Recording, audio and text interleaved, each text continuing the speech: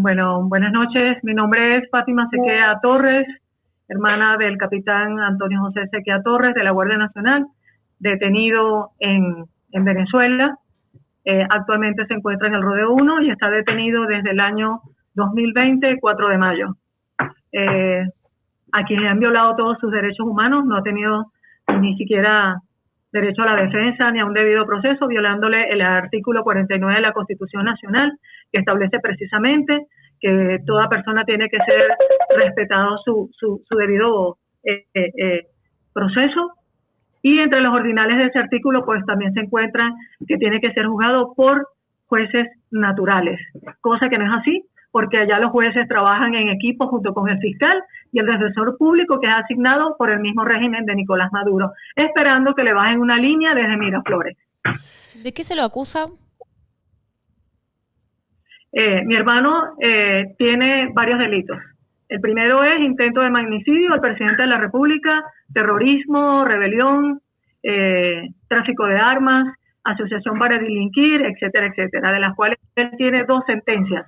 Una por 27 años, que tiene que ver con la Operación Gedeón, y la otra es 30 años por haber liberado a Leopoldo López. Entonces él tiene 2 causas distintas. Tremendo, tremendo.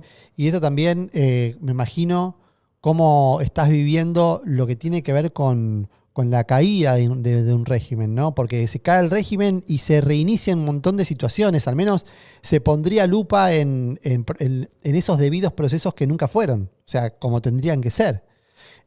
¿Cómo estás viviendo todo esto últimamente? Bueno, definitivamente sí, sería un cambio radical del cielo a la tierra en Venezuela, porque comenzaríamos por restablecer nuestros derechos y deberes. No debemos olvidar que en el año 2012 Nicolás Maduro se crearon los tribunales militares, y en esos tribunales militares comenzaron a juzgar hasta los civiles, cosa que eso no se debe hacer. Pero en Venezuela todo es posible con el régimen y bajo el régimen. Ahorita los presos políticos no tienen derecho. Por ejemplo, estamos viviendo un caso de los procesados penados militares de la cárcel Guaycaipuro. Tengo información que ellos tienen aproximadamente 10 días siendo azotados como en la época de la esclavitud del siglo V. Lo que se llama paquetería, que es recibir tus cuestiones personales de aseo, se las roban, no le llega al preso político. Y en cuanto a lo que es la comida, le estaban recibiendo un pan dulce, un pan salado y apenas un poquito de azúcar. Están extremadamente delgados, en condiciones infrahumanas, y en esa cárcel que fue supuestamente hecha para procesados militares, como dice el nombre, ahí también se encuentran presos comunes. Claro. Entonces, Venezuela es el país de lo posible. De lo posible. Si nos vamos ahorita a Venezuela, lo que es el debido proceso, pues tampoco se cumple, Gastón y Marcela. ¿Por qué? Porque el régimen secuestra al preso político e irrumpe el contacto con la familia y con el defensor privado. Entonces, como que bajar a una Santa María, le viola todos sus derechos humanos, el preso político queda en un estado de indefensión y tú no sabes si de verdad es presentado dentro de las 48 horas que establece la ley venezolana, que tiene que ser, una vez que una persona es detenida, tiene que ser presentado dentro de ese lapso de 48 horas. Y tampoco lo sabemos. Y puedo poner el caso de la hermana y los 2 primos del primer teniente José Ángel Rodríguez Araña. Tiene desaparecido más de un mes a su hermana y a sus 2 primos y no sabe si fueron presentados o no.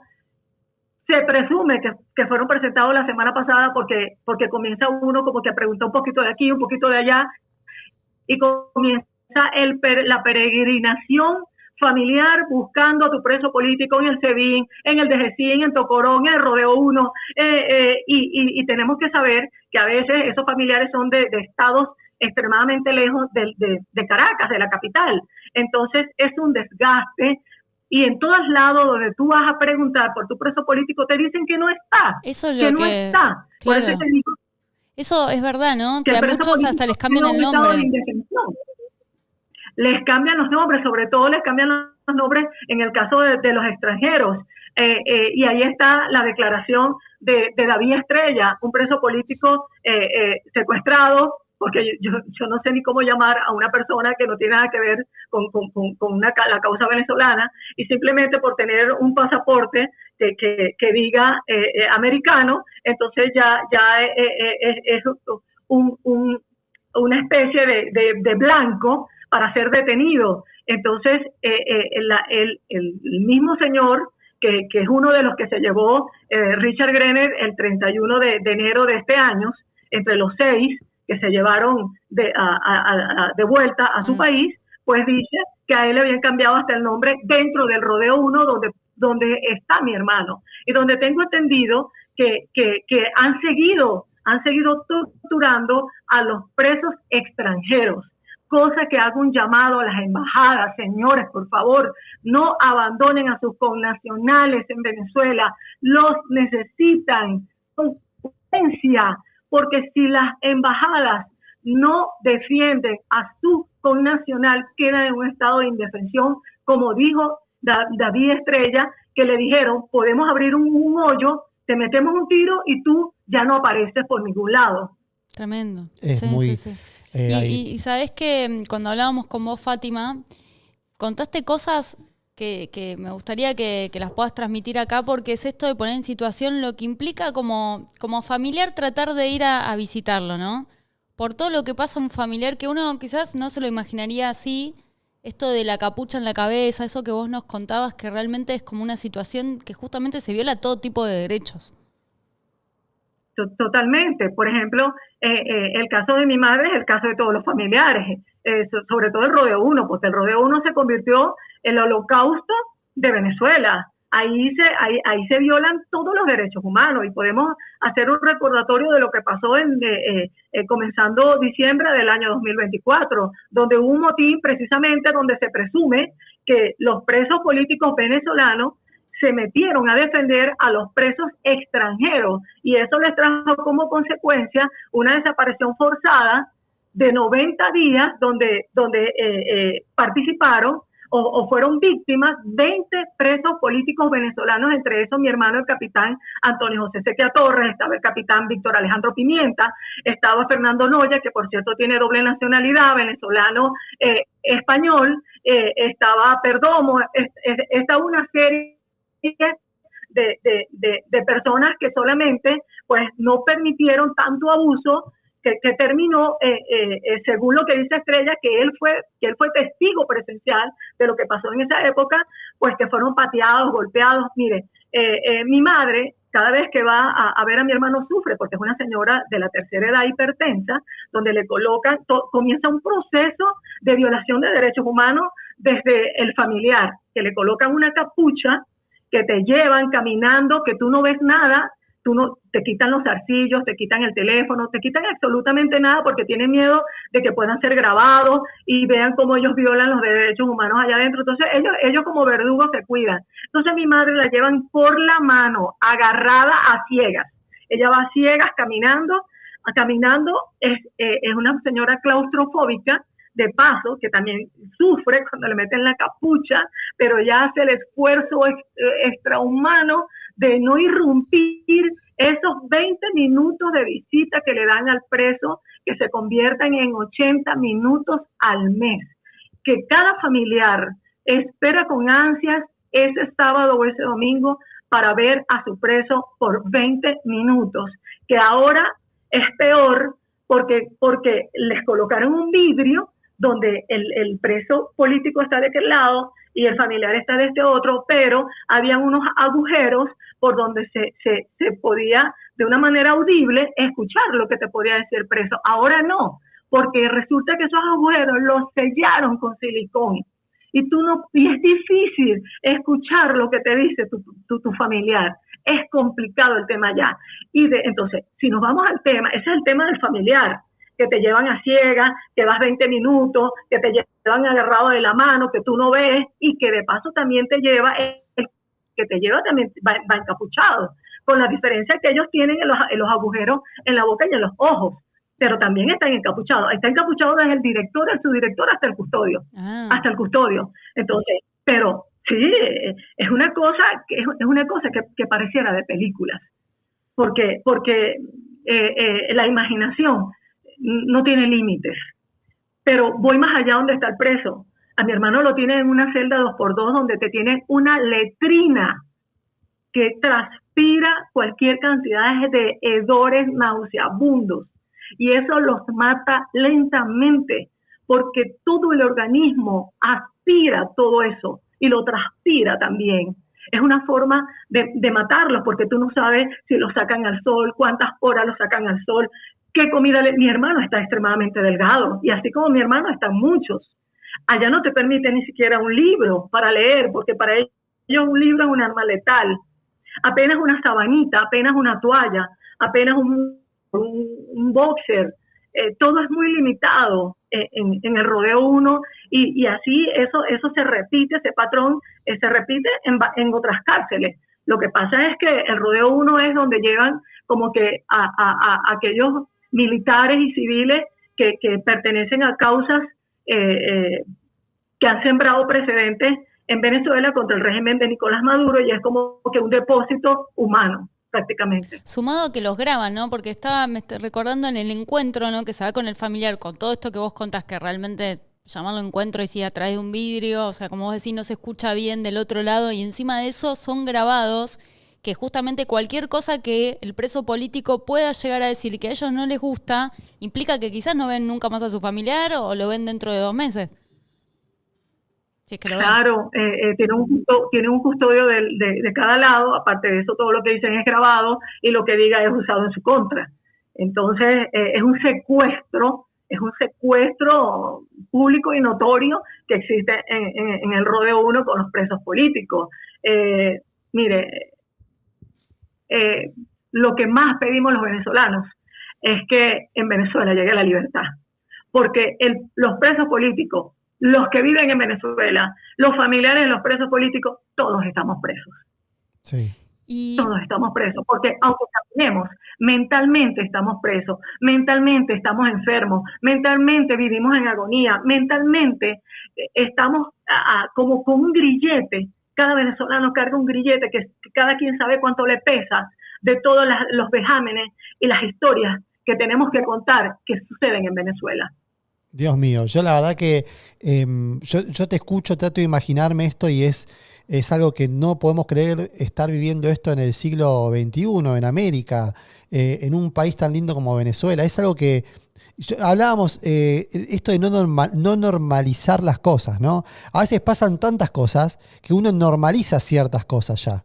Y sentimos en algunos dirigentes, más que nada políticos mundiales, que están normalizando ciertas cosas. Pasa con la Embajada Argentina, como en Caracas, como pasa también con los familiares. Nahuel Gallo, no sabemos ni dónde está. Esto de los 80 minutos por mes para ver un familiar, me parece algo que es muy complicado. Que está Nahuel Gallo en el rodeo 1, ya está confirmado. Pero bueno, es esto, ¿no? De que el familiar va y le dicen que no está. Entonces, volvemos a lo mismo, es una violación de derechos humanos, y acá mientras vos hablabas, Gastón, y hablaba Fátima, pensaba, ¿no? Pensá que lo tenés a un Maduro enojado, llamando a los derechos humanos, quejándose por las cárceles de Bukele de El Salvador, y esto está pasando en Venezuela y pasa todos los días, y tenemos estos presos políticos que muchos, justamente como tu hermano, está preso porque hizo algo para que cambie, ¿no? Quiso la libertad. Y lo tenemos ahí preso, entonces tiene que ser nuestro preso político, tiene que ser una causa que cada venezolano y no venezolano que defienda la libertad tiene que acordarse de tu hermano todos los días y reclamar como de cada preso político que está ahí porque está defendiendo lo que es la libertad. Y sabés que te quería preguntar, Fátima, porque lo nombraste, que él estaba ahí también por liberar a Leopoldo López, no sé si escuché bien. Te quería preguntar, Leopoldo López se comunicó con vos, ¿qué hizo? Porque tu hermano lo tenemos ahí detenido. Quiero ver cómo actuó él. No, Leopoldo López nunca se ha comunicado con nosotros, jamás, a él ni siquiera ha hecho el intento. por lo menos no conmigo, y así. Lo que sí puedo decir que a mi hermano le hicieron una audiencia telemática cuando lo llevaron al Rodeo 1, a la semana de haberlo llevado para allá, nos enteramos que lo habían juzgado otra vez por otra causa y que había sido por liberarlo a él. Ah, tremendo. Qué locura. Claro, Sí, tremendo. esa operación todavía sigue dando que hablar. Le molestó, o sea, el régimen también no quiere otra operación igual, me imagino. Entonces, por eso también está muy, muy perseguido. Inclusive también estamos en un estado en donde el régimen puede llegar a lastimar en cualquier momento, pero la realidad es que ya con el hecho de que vos estés como familiar exponiendo esto, y nosotros tenemos también esto de tener que difundirlo, es para justamente no normalizarlo. No Claro. normalizarlo. Y ahora, ¿tenés pensado alguna visita? Esto me imagino, no sé si tu mamá te pudo decir algo, pero qué difícil debe ser como que uno le quiere decir a ese familiar, no te olvidamos, ¿no? Estamos con vos y están pasando cosas, pero no se lo podés decir porque te están grabando, entonces es como, también es una situación muy difícil. Es muy difícil. Una forma de transmitirle a mi hermano que no está solo es que mi madre acuda todos los domingos o un sábado a esos 20 minutos para que él sienta que afuera tiene una familia, que cuenta con esa familia, que no está olvidado, que no vamos a dejarlo solo, que vamos a ser su voz, que vamos a defender sus derechos humanos, aunque allá se los nieguen, pero por lo menos en mi caso, que soy su hermana, me he convertido en la voz, junto también a mi cuñada, pues que también hace su parte. Ella es de nacionalidad española y también pues hace su trabajo para ayudarlo y también ayudar a su hermano, porque también tiene a su hermano preso, que es Fernando Noya, junto con su esposo, que es mi hermano. Entonces somos una familia abatida y que estamos obligados a ser la voz de mi hermano y de los presos políticos, porque cuando me dan la oportunidad, no solamente hablo de mi hermano, porque ellos todos son seres humanos. A veces hay unos que son olvidados por su familia, hay otros que no, pero también hay mucho miedo de los familiares que están en Venezuela de denunciar lo que pasa con el suyo, y a veces pues uno se entera de cosas y uno dice no me puedo quedar callada porque es como olvidarlo y como dejar que sigan violando sus derechos humanos. Por ejemplo, les tocó el caso de la esposa del teniente Cristian que tiene que ver con la operación Aurora, igual que el teniente Rodríguez Araña. La esposa del teniente Cristian Hernández está embarazada y está presa por terrorismo, por traición a la patria, por asociación para delinquir. Es una mujer que tiene 5 meses de embarazo, de los cuales 2 lleva detenida sin ningún tipo de derechos, porque también está en un estado de indefensión. Y así puedo pasar aquí la noche contando historias. Claro, los quieren usar Por como ejemplo, para... mi hermano, cuando estuvo en Perdón, los quieren usar en esto de que justamente llamar a ese teniente, como que creo que escuché una historia así, ¿no? Que lo habían llamado desde el teléfono de ella, esta persona que está embarazada, la mujer, y él atendió y era esto de entregate, y era Granco que lo llamaba diciendo entregate, entonces justamente juegan con eso, ¿no? Veíamos, nosotros el viernes vinimos a última hora a cubrir algo de último momento que era justamente familiares del teniente, creo que es Araña, que estaban ahí asediando y hostigando a toda su familia. Veías a sus abuelos mayores, a nenes que estaban ahí y tienen que afrontar esa situación porque están buscando justamente que se entregue, ¿no? Y ahí vos veías firmemente a Araña diciendo, yo estoy convencido, si ellos cruzan ese límite, yo estoy acá por la libertad y voy a hacer todo y nada me va a amedrentar por eso, y si ellos tocan ese límite de la familia, yo voy también a tocar esos límites también. Sí, es un teniente que ha demostrado ser muy valiente. Ojalá en Venezuela hubiese muchos militares como él, y como militares que se encuentran en las mazmorras, como el capitán Ángel Heredia, como mi hermano, el capitán Sequea, y así puedo nombrar como el capitán Víctor Alejandro Pimienta, como el comisario Ibarreto, como Iber Marín Chaparro, y no podemos olvidar que ahorita se encuentra en desaparición forzada Josner Baduel. ¿Qué culpa tiene Josner Baduel? Aquí lo que hay es un pase de factura, seguramente, pues porque su hermana hace una labor increíble y loable, que es tener una ONG y apoyar a muchos familiares de presos políticos. Entonces, la responsabilidad recae sobre su hermano, cosa que me solidarizo pues con ella y con su familia. No podemos olvidar que una mujer embarazada al extremo que está Maikeli Borges, el cortisol que se le sube a esa mujer, que le puede ocasionar la muerte de su bebé, un trauma, un peligro eminente porque no tiene control de embarazo desde que está detenida. Entonces es como que someterla a un riesgo de muerte si ella no tiene un control y una paz mental para poder llevar un proceso de gestación en tranquilidad. Mire, cuando mi hermano estuvo en el helicoide, el capitán Sequea tuvo aproximadamente unas 6 desapariciones forzadas. Mi hermano lo agarraron el 4 de mayo y pudimos saber de él en octubre, después de 5 meses. Luego que supimos de él como 3 veces, lo desaparecieron nuevamente el 27 de diciembre de ese mismo año del 2020. Y es cuando yo denuncio ante las Naciones Unidas la desaparición de mi hermano.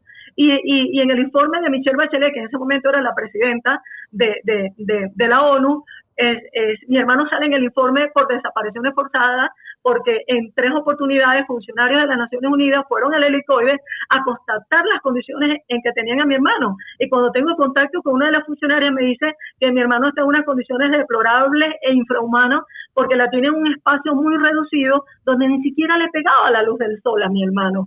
Y así, y mi hermano lo tuvieron en Tigritos, en celda de 2x2, donde obtuvo hongos en todas las uñas de los pies, de las manos, porque convivía con ratas, con cucarachas, le daban poca agua. En una oportunidad lo dieron por muerto y dijeron, si se salva de esta, pues ya no se muere. Le colocaban electricidad, lo metían en bolsas con gas lacrimógeno, lo metían en barriles con agua, no le daban poca comida, lo golpeaban, lo torturaban, lo tenían amarrado. Entonces uno dice, Dios, ¿dónde estás a veces cuando uno se entera de todas estas cosas que son tan dolorosas?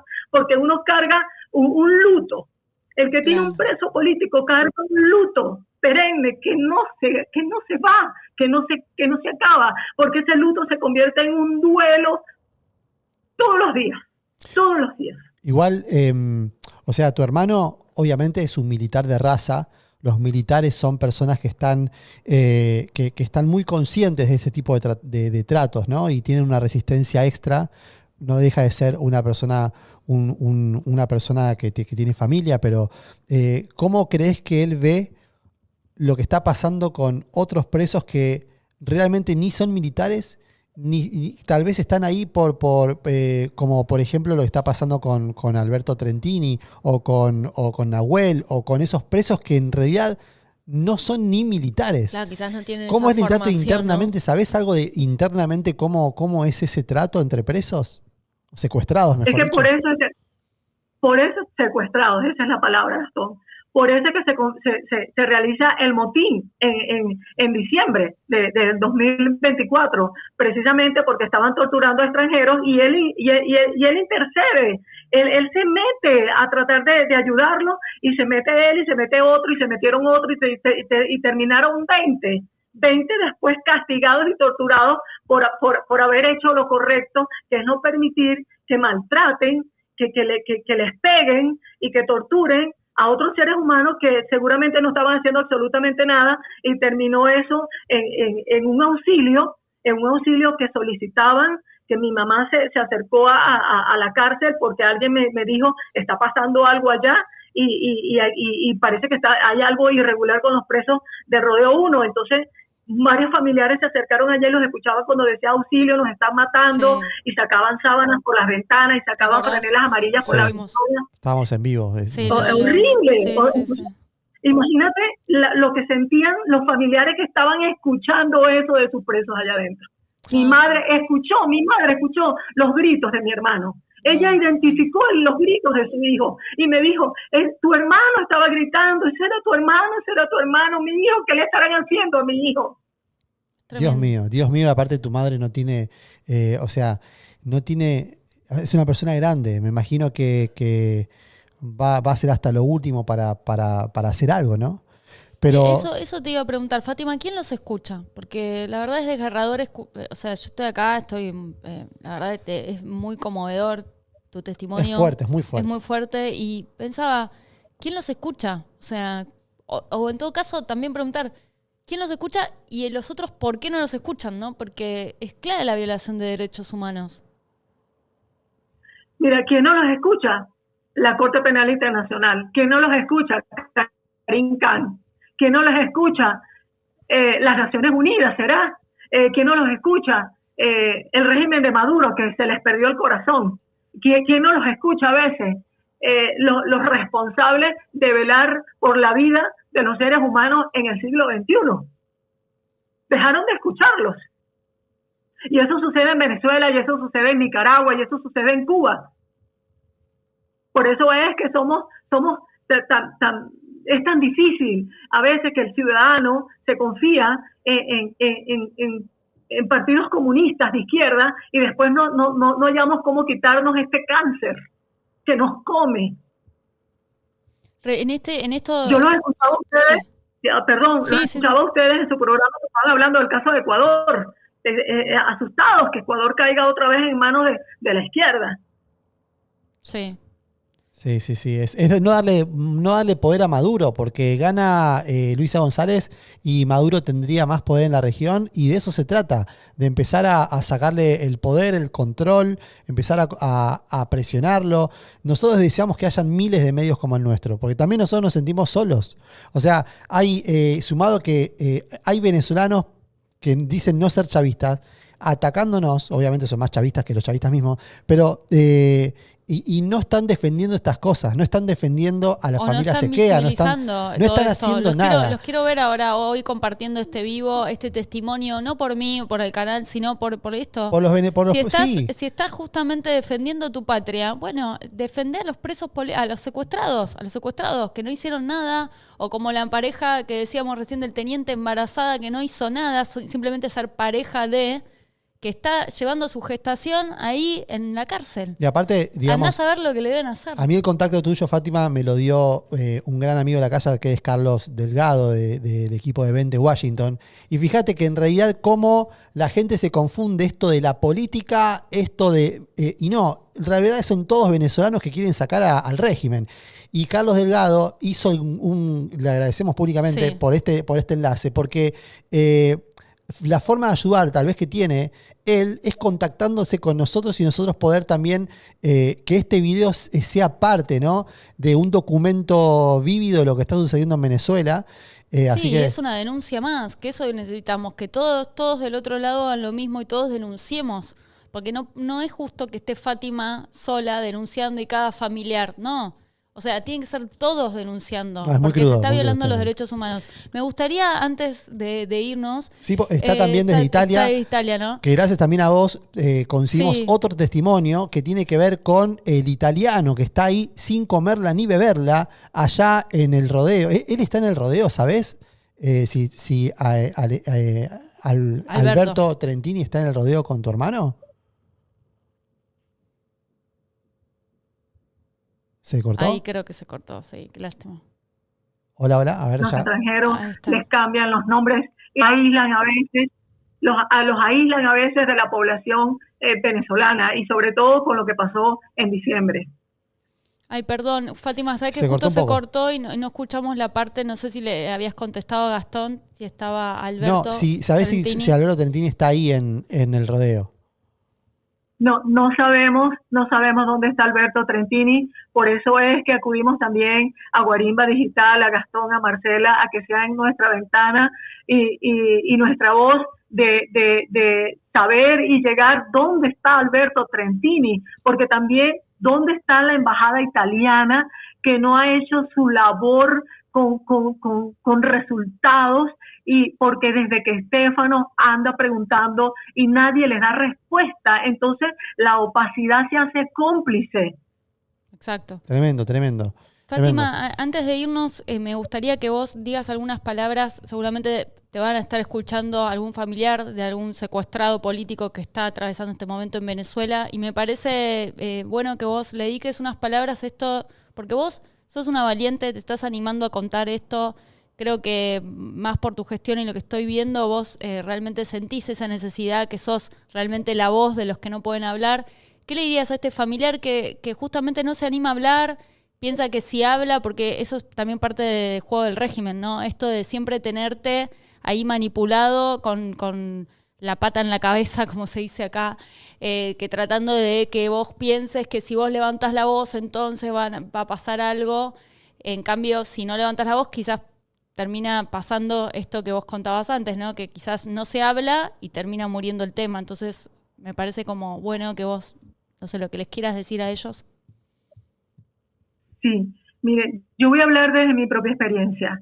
Cuando mi hermano lo desaparecieron, el capitán Sequea, en ese año 2020, y asesinaron a mi primo César Andrés Perales Sequea en La Guaira de 21 disparos, junto con el capitán Robert Colina y Araque, Castro y Fagundes, a pesar de todo, y me voy más atrás, a nosotros nos asesinaron en el estado Bolívar, en la ciudad de Puerto Ordaz, un ingeniero que trabajaba en Corpoelec, que es la empresa de la electricidad, solo por denunciar que venía un apagón nacional. Se lo llevaron y apareció ahorcado en la celda del 6CPC. Al día siguiente asesinaron a Ángel Sequea. Entonces, si nosotros no fuésemos resilientes, viviéramos del miedo. Si no fuésemos resilientes, viviéramos del miedo, porque nos ha pasado de todo para tenerlo, más sin embargo, hemos utilizado el dolor para denunciar. A mí me dijo una vez un preso político del Helicoide, que me mandó a decir con una persona que lo visitó, doctora, gracias a Dios usted denunció, porque si no mi capitán lo hubiesen asesinado, lo hubiesen desaparecido. Pero cuando usted comenzó a hacer bulla y la denuncia salió de las Naciones Unidas y los funcionarios iban al Helicoide a ver y a constatar el estado del capitán Antonio Sequea, ellos le bajaron al nivel de la tortura. A mi hermano lo llevaron a la tumba, luego lo llevaron a la tumba. Mi hermano estaba en la tumba enterrado junto con el general Baduel. ¿Cómo la tumba? Y el capitán Juan Carlos. Claro, La tumba, Gastón, es una especie de tortura, de espacio de tortura que tienen ellos en Sabana Grande, como que lo único que tú sientes es el metro cuando pasa y una luz blanca donde tú no ves absolutamente a nadie. Por eso lo llaman la tumba. Eso es denunciable, pero a modo de... Todo es denunciable. Por eso te digo, no... Yo porque sigue pasando. Es increíble, o sea, con la palabra misma lo dice, ¿no? Es increíble lo que está pasando en plena Latinoamérica. No puedo creer, la verdad.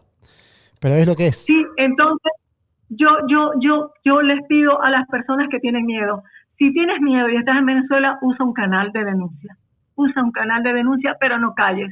Porque si el callar no va a evitar que tu familiar deje de ser torturado. Exacto. Sí. No va a ser así. Tremendo. Y Fátima, me gustaría que ahora que tenés la oportunidad, también, porque sé que lo hablamos el fin de semana, si hay algo que quieras decir, algo que te quedaste con ganas de decir con respecto a quién es tu hermano, ¿no? Porque muchos lo conocen y otros no, y capaz alguno tiene alguna duda o algo, lo que quieras decir. Sabés que va a quedar vivo acá y él lo va a ver, Dios quiera, cuando ya esté libre, y va a ver a su hermana ahí luchando por él. Así que lo que quieras. Mi hermano es un militar que se cansó de los abusos del régimen de Nicolás Maduro y dio un paso al frente, que le costó demasiado sacrificio porque se llevó a rastra toda una familia, se llevó a rastra unos niños, porque mi hermano tiene 3 pequeños, se llevó a rastras a mi madre, se llevó a rastra a mi padre que tenía cáncer en grado 5 y tuvimos que sacarlo por una trocha y llevarlo hasta Colombia, donde murió en el exilio, suplicando regresar a Venezuela y no morir en un país que no era el suyo, y nosotras rodeadas con él, rodeando una cama, escuchando a un papá decir quiero volver a Venezuela, pero era que él no coordinaba ya su mente y no sabía pues que no podíamos regresar, porque si regresábamos nos íbamos a meter presos a todos.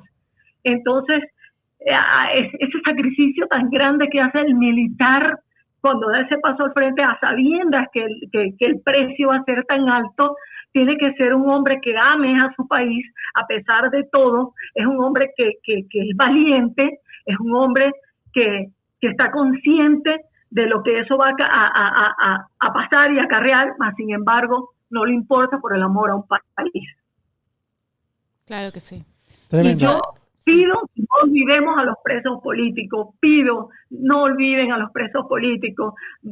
Guarimba Digital, por favor, siempre hablen de un preso político, no olviden a los presos de Venezuela, porque solamente ustedes son los que nos ayudan a mantenerlos vivos y a no ser olvidados. Es la misión que tenemos, nos hemos replanteado muchas veces esto, pero estamos fieles a nuestras convicciones a pesar de los ataques y porque también uno sufre ataques, pero lo que está sufriendo un familiar y el preso en sí también es algo que tenemos que estar y tenemos que ser más. Exacto. Tenemos que ser muchos más y no solo tienen que ser venezolanos, el mundo entero tiene que estar hablando de esto, porque es grave y va a quedar en la historia como algo hitleriano, algo que tiene que ver con holocausto. Vos mismo lo dijiste hace un rato. Y ahora vamos a darle el pase